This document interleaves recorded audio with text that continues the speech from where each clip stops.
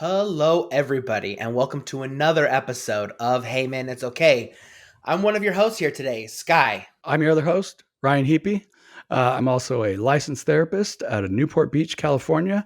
And a little disclaimer, everything I say here is my personal opinion and not coming from professional advice. This is not a clinical setting here. So, Perfect. Today we are going to be talking about mindfulness and meditation.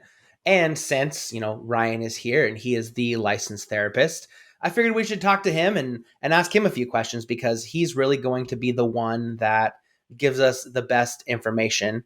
And so, Ryan, let's dig into it. First of all, what is meditation and mindfulness to you? How do we define it? sure. Maybe I'll first start with, so as we decided this would be our topic over the last few days, the more and more I got to thinking about it, the bigger this topic got for me. My background in it, I have kind of always been fascinated by different states of mind, I think, since I was a young kid and probably experimented with psychedelics way back in the day. It kind of really got me intrigued and actually got me into really learning about meditation. And that was something I sort of got into, dabbled into when I was probably like 17 or 18. Checked out a couple books, but the internet kind of wasn't what it was today. And then I ended up, it was about 30 years old. I was in LA and there was there were a couple cool meditation centers out there. They were called like Against the Stream, like slash Dharma Punks. And it was a place that you could go and there were, sometimes anywhere between like 20 to 50 people. And they would do some talks, and it really kind of opened up my awareness, expanded kind of my mind into the realm of mindfulness and meditation. And so that being said, mindfulness in and of itself is kind of the harnessing of our awareness, sort of the ability to control our attention primarily onto like one thing. And that could be, onto your thoughts. That could be actually to what's going on here. A lot of times, like a easy way to get into mindfulness would be like just to focus on one thing, perhaps like the dishes or cleaning, and just being very intentional with what you're doing and just focusing on this one thing that's right in front of us. When you get into maybe like the bigger definition of what meditation is, and kind of in doing a little of this research, I saw all sorts of different definitions of what that can be there. And I don't want to get too into the weeds of all the different types, just to kind of go down the line. There's like transcendental meditation, which often is sort of like a brand more than anything. And you get like this mantra that's given to you. And that mantra is then, chanted with your meditations.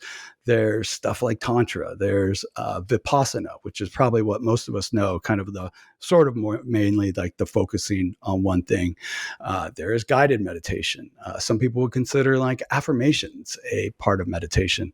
So there's a large body of different types of meditations. And over the years, I have studied all sorts of different methods, and they all work for me in very different ways.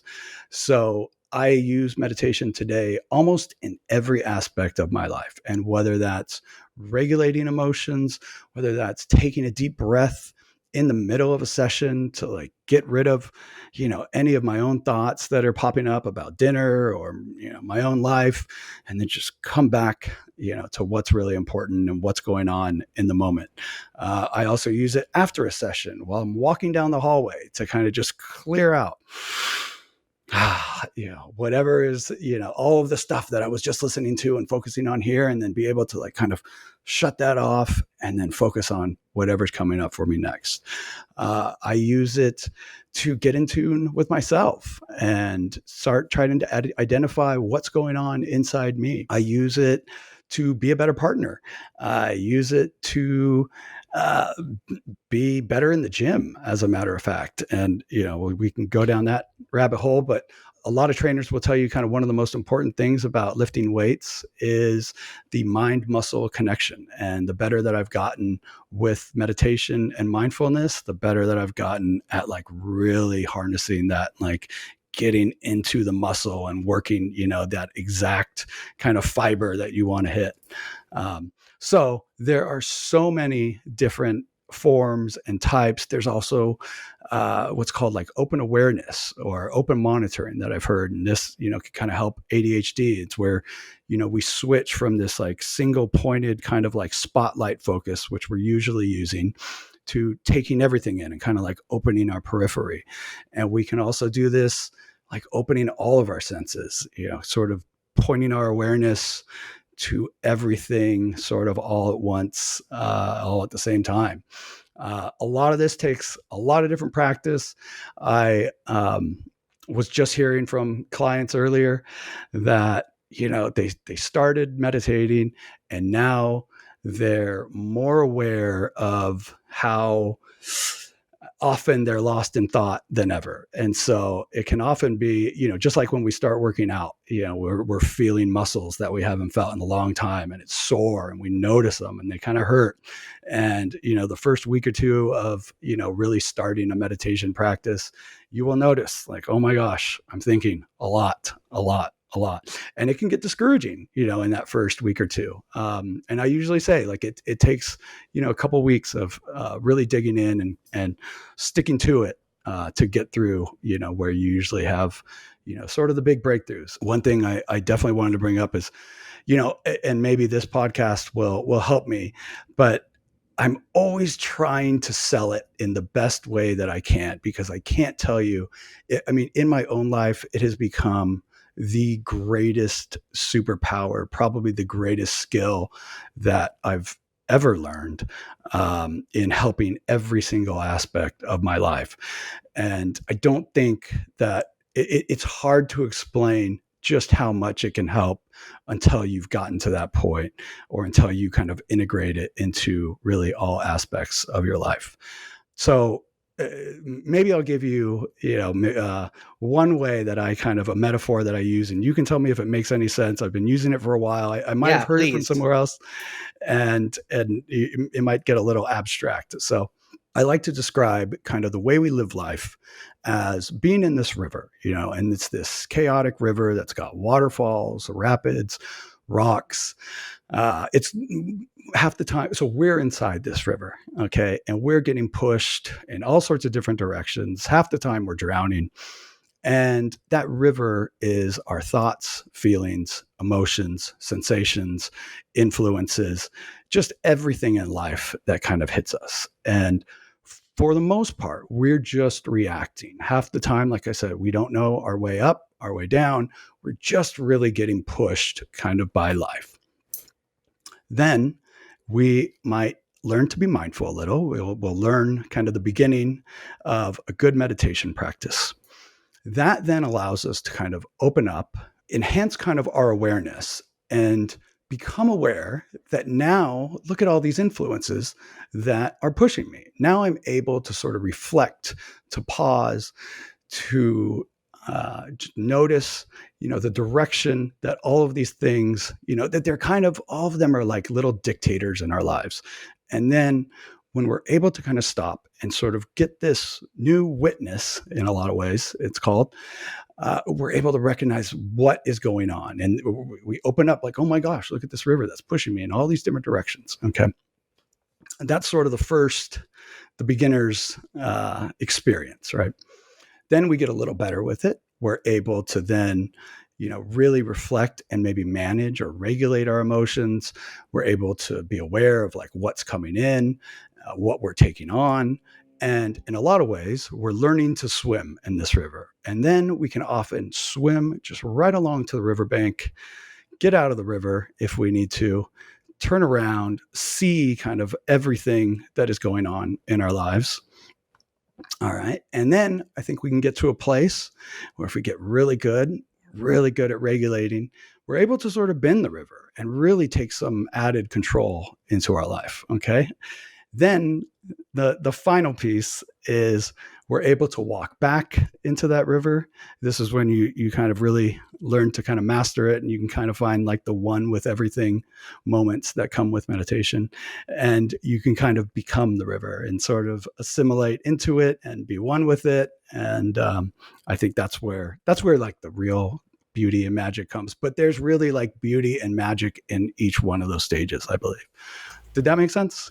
Yeah, yeah, for sure. I mean, I Okay. think that followed along really nicely for me, and as someone who is fairly new to mindfulness and fairly new to meditation, since 2019, really only, it makes a lot of sense because I can see where you take a second to look back at the river and see where you've been and what you made it through, and be able to kind of take more control from that point forward, for sure.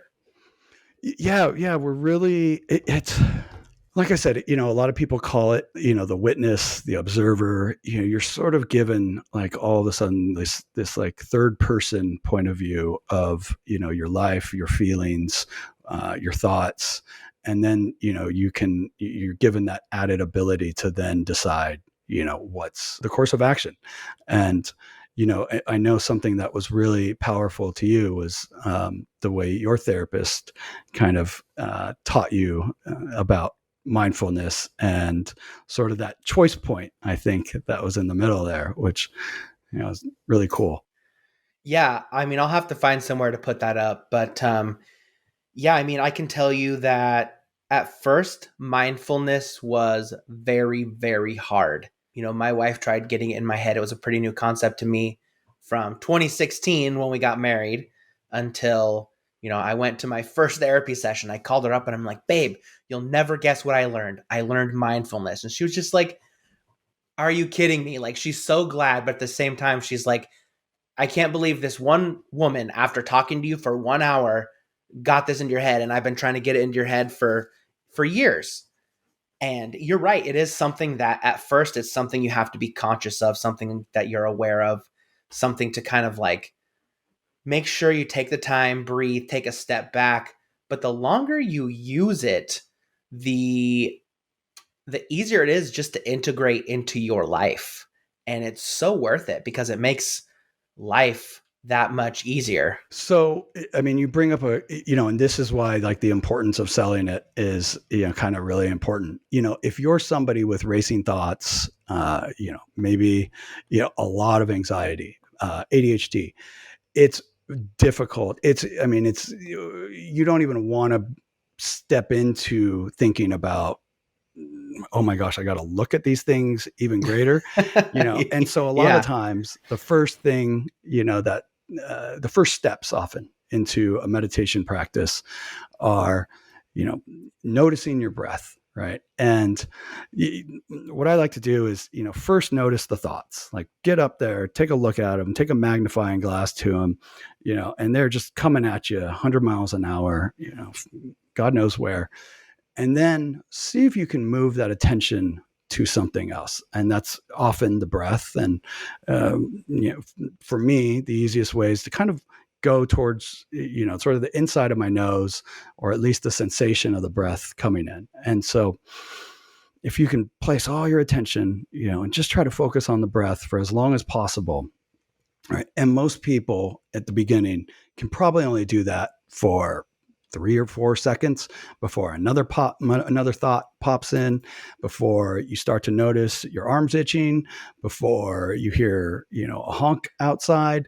So something else kind of takes you away from that single pointed attention. And that is, especially at the beginning, that is kind of the whole practice. It's this coming back. It's a lot like, doing bicep curls. You're picking it up and you're letting it down. You're picking it up and you're letting it down. You're noticing you're lost in thought.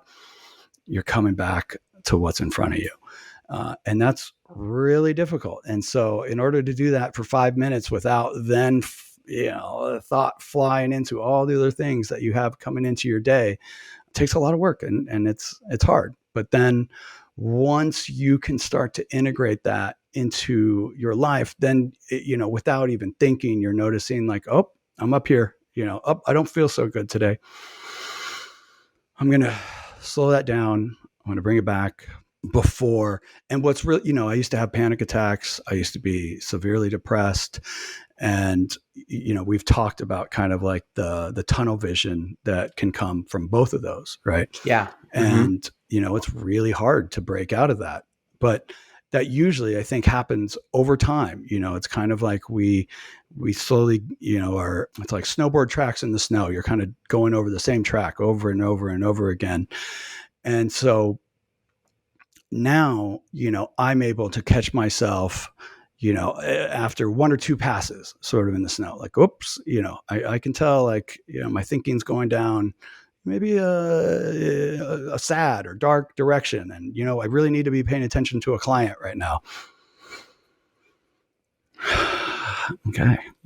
And then, I'm back to here and out of, that anxiety hamster wheel. It's funny. I find myself sometimes someone will be talking to me for a really long time. No, I'm not right now. That's not what happened.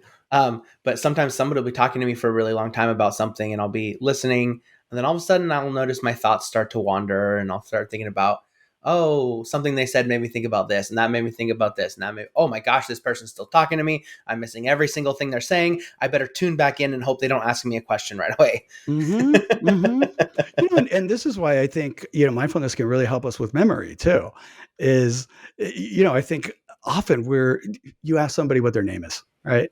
Mm-hmm. And the second you ask them, hey, what's your name? You're already up in thought, thinking about maybe the next question you're going to ask them, you're looking at their clothes, whatever. You have completely missed their name.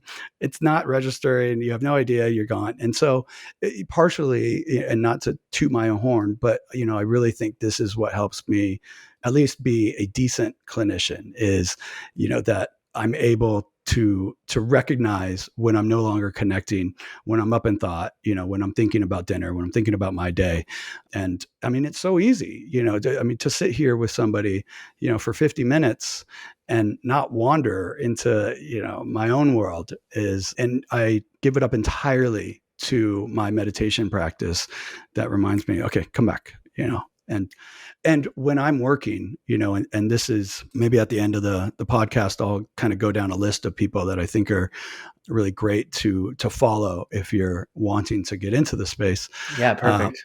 But there's this guy, Locke Kelly, who's also a psychotherapist and, has a really great way of explaining what he calls, he has two different practices. One's called effortless mindfulness, which I think is not always so effortless. And then one also called open-hearted awareness.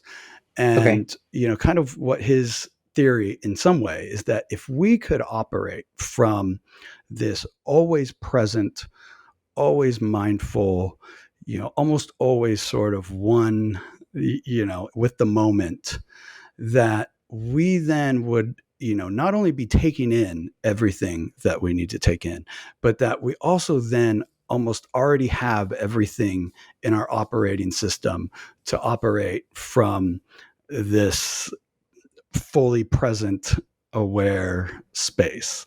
If does that make, I don't know if that makes any sense. Yeah. Oh yeah, totally. Basically living in flow kind of at all times, and that being, almost the perfect unity, or being in sync kind of with everything going on, and so, again, like how that works for me is, when I'm in session, I am just, truly trying to be there, to almost totally engrossed in the story as if I'm there. And then that's when, I'm able to give, ask the best questions to, validate in the best ways, and I mean, it's almost like deep empathy, truly just connecting with somebody, and, even more like, so putting yourself in their shoes. Yeah. Yeah. So do you find that you find other practices easier than others as far as mindfulness, or maybe even like meditation? Are there things that you find yourself doing more often than others because they're just easier or quicker to do? Well, yeah. So one of the modalities or theories, concepts of therapy is called dialectical behavioral therapy, DBT. And it's Okay. kind of like an expansion on cognitive behavioral therapy. But one of the reasons I really jumped on it and found it fascinating was it was one of the first modalities that brought in mindfulness as, a skills-based practice. And the way that they introduce it to people is just very basic. It's in those like, okay, just wash the dishes and just focus on, almost like that wax on, wax off. Just be there with that. Like just do the one thing at a time. There's another like just observe, without maybe even describing things. So you can just, as I like look around the room, I'm just looking at this piece of art. I'm just looking at that frame. I'm just looking at, I'm putting words to it because we're talking about it. But if I were just look at it and just kind of take it in without necessarily describing it, or what we often do is then add judgment to it. And so the next kind of step into that practice is to then just describe without our interpretations or without judgment. And so that might be, that's a piece of art, there's a hand, there's words there, instead of what we often do is, oh, that thing's ugly, or that thing's pretty, or it looks cheap, or I don't like it, and then we're up here, right? And so it's just trying to like connect with whatever's right in front of us, and that keeps us from spinning up here. So kind of back to your question, that is kind of an easy, or maybe like a shorter step into being more mindful than immediately going to, okay, let's look at your thoughts. Now we're going to focus on the breath. Now I'm going to have you go into, your heart and see if you can breathe into that place. And then, and like the one I was talking about that, that guy Locke Kelly does with the open-hearted awareness there, I think you kind of first start with your breath, you kind of center yourself, but then you're expanding your awareness, you're like opening your peripheral vision, you're opening your hearing to kind of take in everything around, you're opening sensation to feel front, back, and so you're really trying to open your awareness almost as far as possible. Okay. And then you bring it back sort of to your heart here. And, and you're finding this, he kind of, I think he puts it as like sort of riding a bicycle, where you're balancing your awareness all around and then back to the center. And I've had some of the most amazing, just personal experiences kind of doing that practice. But, again, like that, it takes a lot of different, moving parts, I guess. And so, so it's usually just the beginning steps of just noticing, sort of what's in front of us. Okay. Yeah, that makes sense. Yeah, I mean, is I find that for me, it's easier to meditate when there's some kind of like music going on in the background, just like a nice low music without any like words or anything. Is that something that is recommended for, I mean, for people starting maybe? Or is that something, is there like less benefit? Are you less aware if you listen to music starting out? Maybe not. So, I remember I had an old boss ask me this, and I asked him like if he meditated, and he said, oh, I tried once and it was this terrible experience. We went to this place and we just sat in a dark room and nobody talked. We were just all in silence. And, there is a benefit to things like silent retreats, but if you have no direction, right, you're probably just going to sit there for an hour or so in this room and just spin. All you're doing is probably thinking more than ever, right? And so I find kind of the easiest way into it, if you don't kind of have a teacher doing the, the real easy steps of, the observe, describe, um, guided meditation.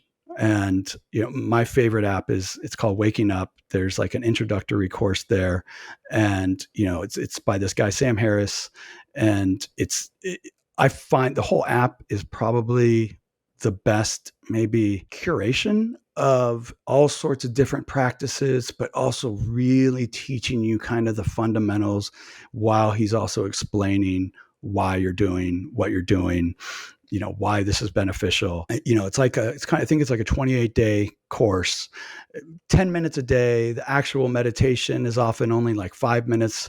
And, and he's always great. Like, oh, you're probably lost in thought now. Okay. Sounds Come doable. back.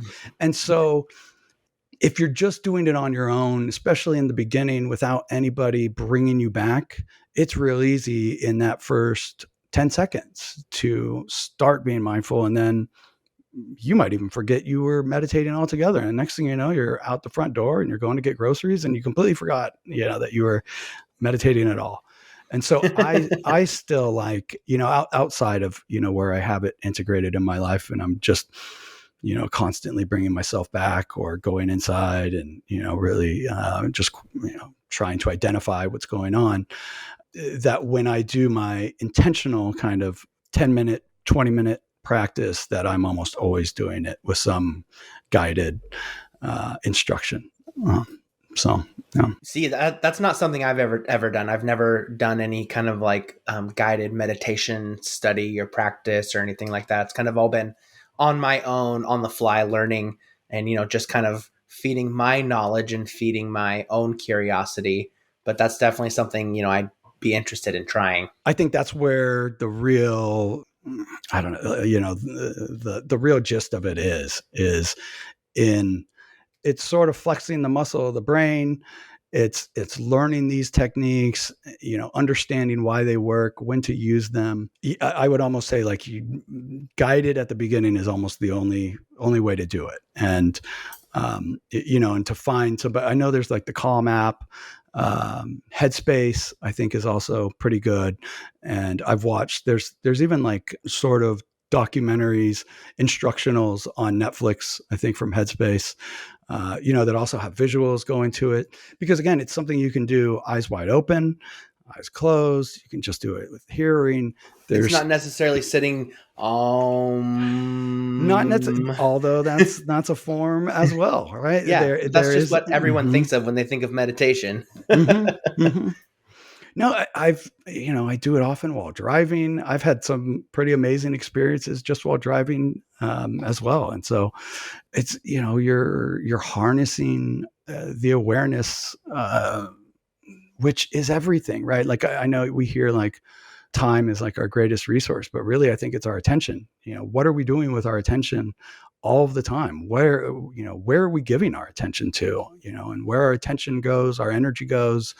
And when we can start controlling that, when we get a better handle on those things, our life is, can drastically change. Really. We really gain like, just great insight into what's really going on with us. That's pretty interesting.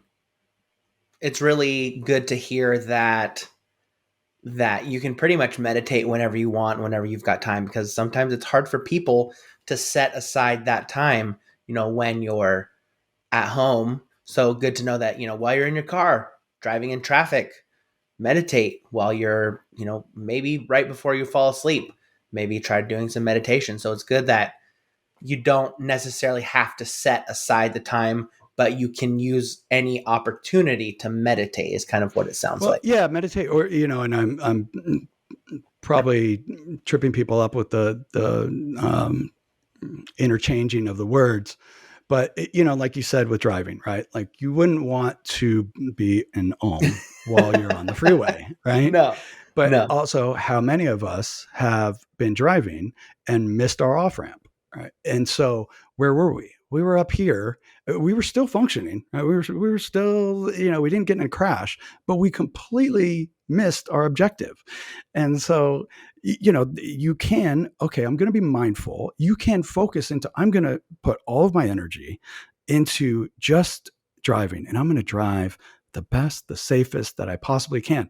And just that, you're being more present. You're being very intentional with what you're doing. Okay. Like lifting weights is very much can be almost a forced mindful activity. Okay. If you've ever bench pressed, right? Oh yeah. You can't laugh really. I think it's all, I've heard it might be almost impossible to like have like a real deep laugh while you're trying to contract and move all these muscles. Like, so you're being forced into being, very present, because if you let this bar down, it might fall on top of you. Right. And Yeah, you so could die. that's that like focused, very intentional, attention that we are putting onto this one thing. And that's why, I really recommend lifting for people. Because, like if we're riding a bike, it's great cardio and all.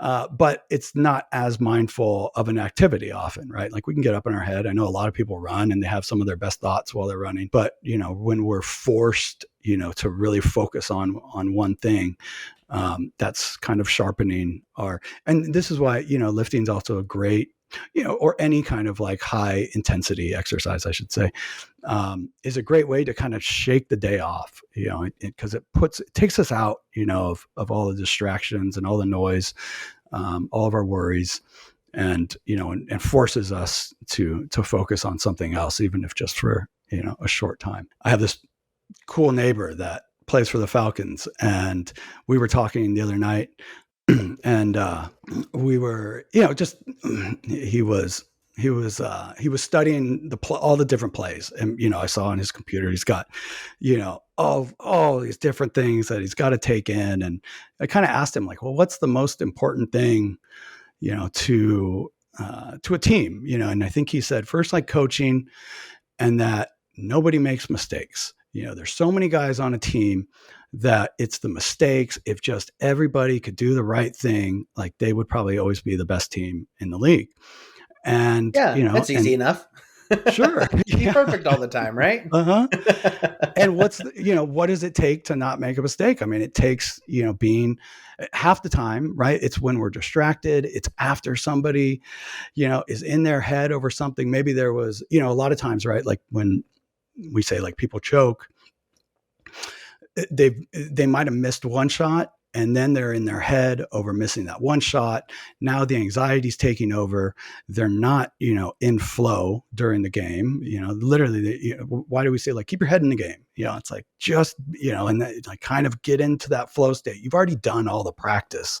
You already know the plays. They're kind of already part of your operating system. And so now, just execute. And a lot of times I think we can do that when we're just fully in tune, with the moment. I remember like Bo Jackson, who's the younger generation, was one of the greatest athletes of all time. He played both baseball and football at the same time.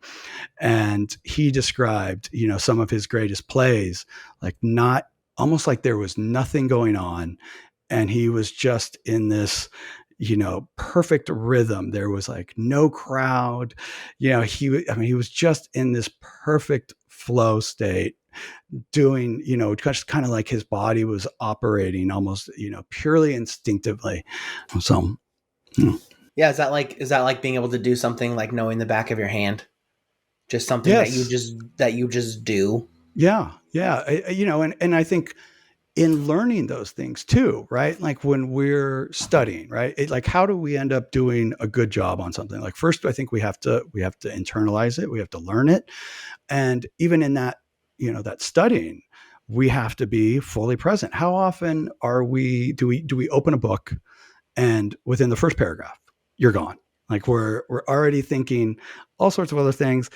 And then we have to go back and reread that paragraph. It happens to Guilty. me all the time. And more today, we're, instead of being mindful, all of these influences that are coming at us are making us more distracted. As a society, we have the shortest attention span that we've ever had. And, and so it's very easy to just have this, TikTok, right? They're all 6 seconds or something like that, Yeah, but just some of them. one Yeah, right after another. And, one of the reasons I think video games can honestly be sort of mindful. And I think that's why a lot of kids sort of get into them, is it's the one thing that they're fully engrossed in, where they're almost in their flow state. And so if we could kind of help people take oh, that, right? Like you were telling me, that video games can help people when they're down. It's kind yeah, of like it can be a distraction. It can make them feel a little better, something but to help you turn off your mind. Exactly. Exactly Oh, right. Because that makes a now lot of sense. we're no longer thinking about all the stressors. We're fully engrossed into this other world. And we're also, problem solving. We're often deeply in flow, working on this video game. That's really, I never thought about that before. That's pretty interesting that that could be a form of meditation. I mean, it makes sense why so many people are engrossed in it. Like maybe they have some outside things that are going on that just have them so down and so out. And then throwing on a video game that they know pretty well is something that just lets them focus on one thing, kind of like it's kind of like what meditation does, except you're trying to focus on nothing instead of trying to focus on, you know, what you're doing in the game. I mean, That it makes a helps. lot of sense. Yeah, it helps us reduce the chatter, right? Like it just, I'm doing it now. Like it just, okay, I'm bringing it back. I'm just going to sit with my body. Another thing that helps reduce the chatter is often substances, right? Like you'll hear people talk about alcohol or marijuana, that it quiets the noise of my mind, right? And yeah, it does. And when I was working at a treatment center, and one of the things I would almost always tell people, the hardest part about this process is going to be sitting with your emotions for the first time. And that's uncomfortable as hell. We've been pushing away all of these worries, these uncomfortable feelings, and so if you could, here's where mindfulness and meditation helps again. It's, we're able to then sit with them. This woman, Tara Brach, who has two amazing books, one called Radical Acceptance, which maybe we'll get to do a podcast on, which is my favorite concept that I've learned in therapy, of just radically accepting the moment and not wishing it were kind of different. But then she also has this other book called Radical Compassion, where she introduces this type of meditation practice called RAIN. And I hope I get the acronym right here. But first you slow everything down, and we're really like tuning into the body. The R, I believe, is recognize. And so we're just kind of recognizing what's going on. Okay. Then we want to allow it. And so if it's an uncomfortable emotion, okay, we're just kind of going to let it be. And then the I is investigate. And so then we kind of dig a little deeper into that emotion.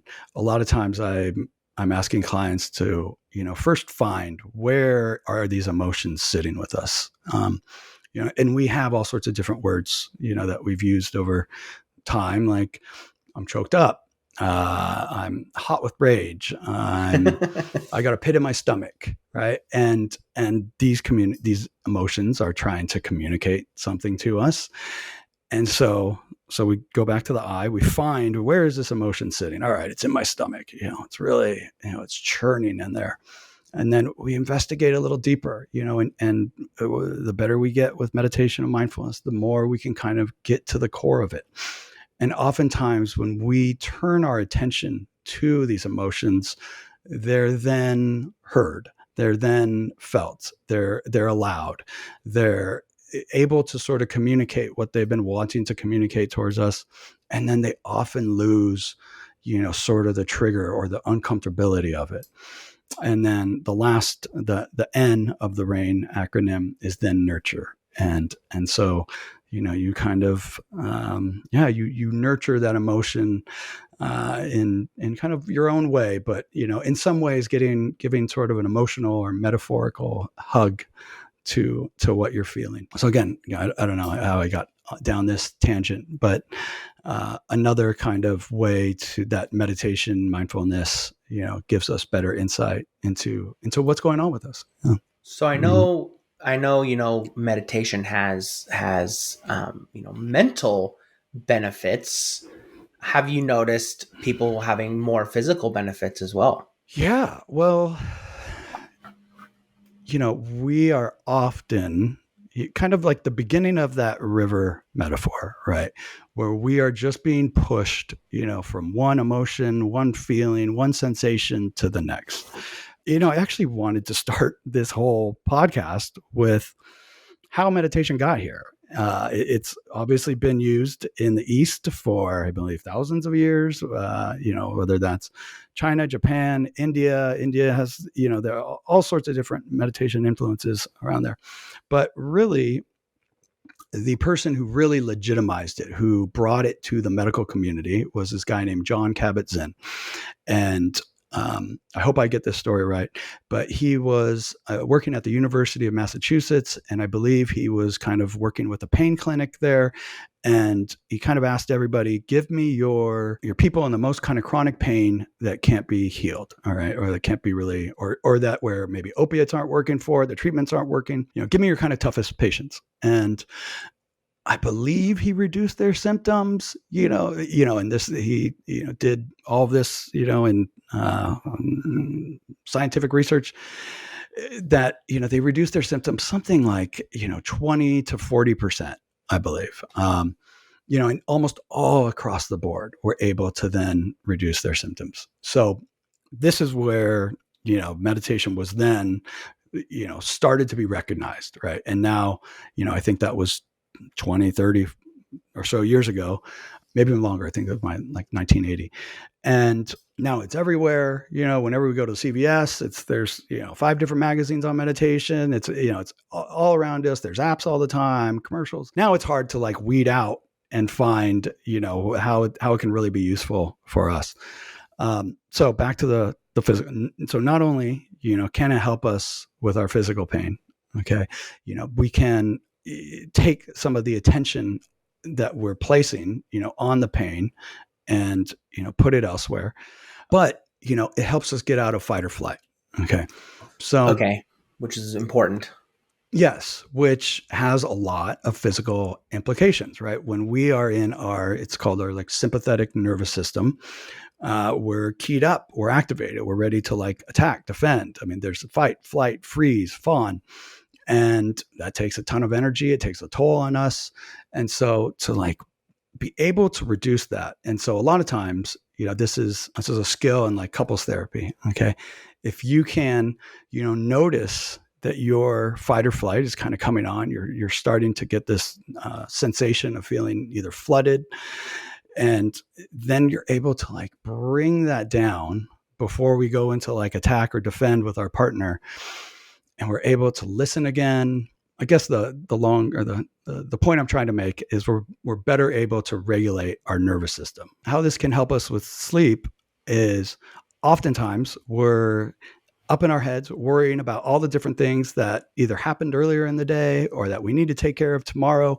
And so we're also sort of often like in fight or flight up there as well. And if we can kind of have the awareness to regulate that, to bring that down, a good like gratitude practice is something you can do here where, now you're shifting your nervous system from worry, from stress into a state of like safety, comfort, and peace. And then your body can relax. And then, it can finally, hopefully go back to sleep. Pretty interesting. I feel like it's so crazy how big this topic is and how many things that it can cover to me. Is there, I mean, I don't know how you feel about it, but can you show us maybe a quick, like, guided meditation, like something that you would walk somebody through? Yeah. Let's do it. I'll be your patient today. All right. Maybe this will be your first guided meditation. Yeah, because this interests me. So we were just about to walk Sky through his first guided meditation. I'm kind of excited here. Yeah. I also feel a bit of pressure, but that's all right. We'll no, I'm pretty excited. I trust you. You have quite the list of credentials and letters after your name. So if I'm going to hear from anybody, I'd like it to be somebody who I know and trust a bit. Thank you. But what's crazy? I was listening to somebody talk about a therapist talk about the nervous system, and that therapists don't get trained on the nervous system. We don't get trained on meditation. A lot of these things, we don't get trained on even certain modalities a lot of times. We have to kind of go out and find these things. And so much of the things that I get to use in my practice have come from outside work, and so meditation is definitely one of them. Although I think I think kids should learn meditation in school at the earliest age. It helps them, right? I mean, if you can teach a kid to breathe, just slow down, changes, it can change so much for them. Anyways, so here we go. Skies first, Cool. guided meditation. Yeah. All right. Yeah. So, as I was just saying with kids, let's slow things down. Have you close your eyes and just take some deep breaths in through your nose, out through your mouth. Try to find a nice rhythm where you're not straining. Some people call this box breathing, where you kind of breathe in and count. So you breathe in, 2, 3, hold, 2, 3, out, 2, 3, hold. And, we all have a different counting. It's whatever kind of is a nice rhythm for you. So just sort of in with a nice hold, out with a little hold. And so now that we've kind of just slowed everything down a bit, I want you to notice your thoughts with a little more intention, as if you have a magnifying glass sort of on them. Notice, where are they coming from? Where are they going? How do they appear and disappear? It's probably very similar to my voice. It just sort of comes from nowhere and then sort of fades out. Now see if you can place all of your attention sort of at the beginning, the inside of your nose when you breathe in.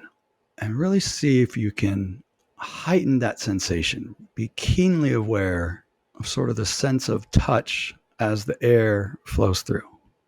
And now you're probably already back up in thought. And so just bring the attention again back to your nose, back to the breath coming in, and see if you can hold it there for just a tad longer. And while we do this, don't judge in any way whether you're doing a good job, a bad job. The whole practice is really just coming back. Okay, it's noticing that we're lost in thought and then we're coming back. All right, we've already slowed things down, so you're already doing a great job. Now, I'm going to try a couple different methods to see maybe which one works best for you. So we just tried, going through the nose. Now place your attention, keeping your eyes closed again if you can. Yeah. You're checking on the system probably. Up in thought. We're thinking here. Slow everything down again. Find that rhythm.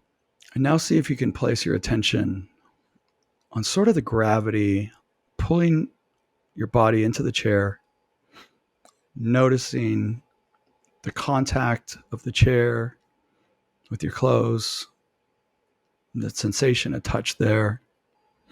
And as we do this, whenever we shift our attention to the body, we're also probably very likely to notice any itch, notice any twitch or any flex, and just see if you can kind of relax everything in the body, sort of maybe all at once if you can, dropping your shoulders a bit, allowing your stomach to sort of expand with the breath. Notice any tension in your face and see if you can kind of relax that now too. Relaxing your eyebrows, your brow, relaxing your jaw, maybe unclenching it if you can, relaxing your cheeks. Now see what it's like to notice the attention inside your jaw, to sort of feel from that space. Now go to your shoulders. Relax your shoulders again. And again, if you're up in thought, that's totally fine. Notice the thought, let it go. And then this time we're going to come back to being aware and placing our attention on the entire body all at once. It's where you almost notice it's just kind of like a cloud of sensation. If you really pay attention to it, we're almost not noticing the body. We're almost feeling all of the energy around, the temperature, maybe if there's any air or wind. We're going to do one last little method here. Notice your thoughts again, and now place your attention to sound. Be aware of anything that's coming in. Might be sort of the noise or maybe the friction of the headphones. You might notice a soft static. You're obviously noticing my voice. Just see if you can pick up whatever comes into you. And then lastly, let's return to the breath. Take a couple big deep breaths in through the nose. Slowly out through the mouth. A little trick I like to do is to kind of pretend we're blowing out of a straw. It sort of helps us regulate the breathing on the way out. And then one last big breath in, breath out, and then slowly open your eyes and come back to the space. Oh man, that's so relaxing and calming.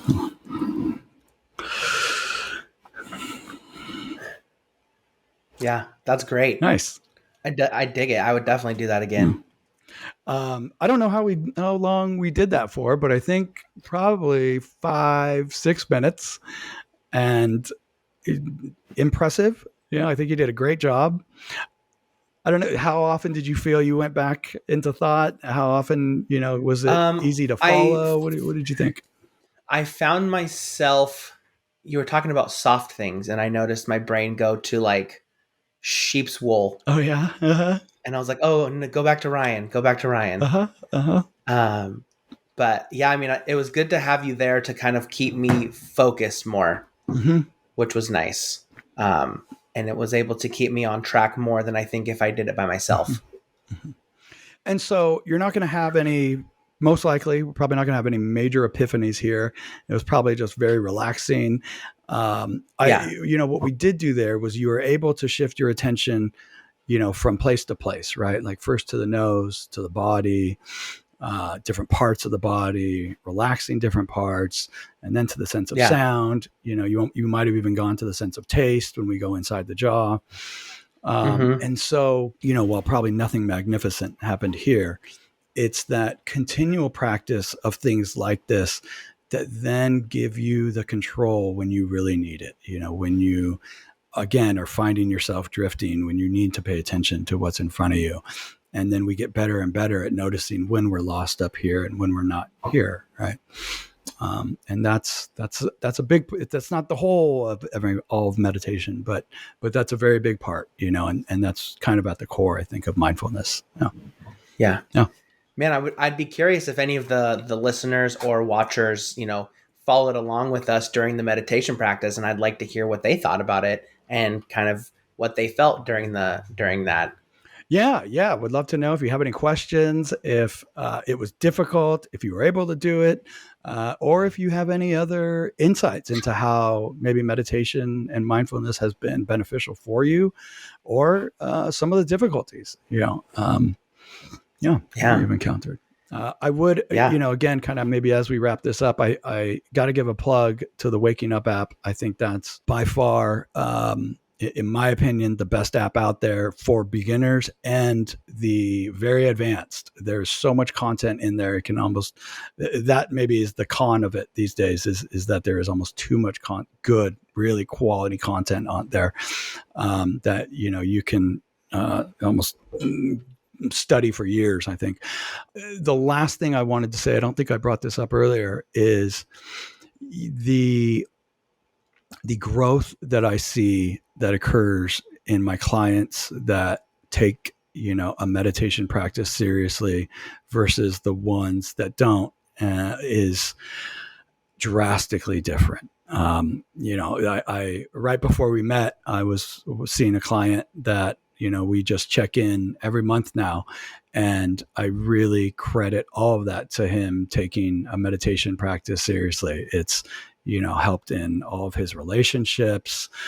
Um, it's helped him regulate his emotions so much more. It's helped him see, the areas in his life that, that needed growth, where like psychotherapy can help, for 1 hour a week, a meditation practice that you're working on every day that then starts to get integrated in every part of your life. I mean, that's where, I feel like real, drastic change and growth can happen in our lives. Well, thanks for talking about meditation and mindfulness today. I know we're about to wrap up here, but I mean, we could probably talk about this for hours, and it's probably not going to be the last time we talk about it either. Yeah. No, it definitely won't. Definitely won't. I'd like to bring somebody on, a couple people on too, to maybe some Yeah, other experts in it. perfect. Yeah. Yeah, I would love to talk with people about this and get to know it from different perspectives, different therapists, opinions and points of view on this. But I'm really glad to have your insight and to have your guidance, through this learning process. This is wonderful. Yeah, I mean, it's at the core of almost everything for me, and I can't say enough about it. So, yeah, Cool. Well, I guess we just need to say, thanks everyone for tuning in again. We're so excited that we've got another episode out here and that we're continuing our growth in Hey Man, It's Okay. Please make sure to subscribe, like, comment on our videos, share them out. Check out the website, heymanitsokay.com. We post our episodes. There's a bio for Ryan and I up there. And there's also really important like sponsors down at the bottom of our website. But I mean, that's it for me. cool. Ryan, would you like to say something here before we wrap I think up? that's it. I probably talked enough. Thanks for listening, and tell a friend. Yeah, Yeah, tell a friend yeah. for sure. That's right. And until next time, everybody, remember it's okay to not be okay. Thanks for stopping by.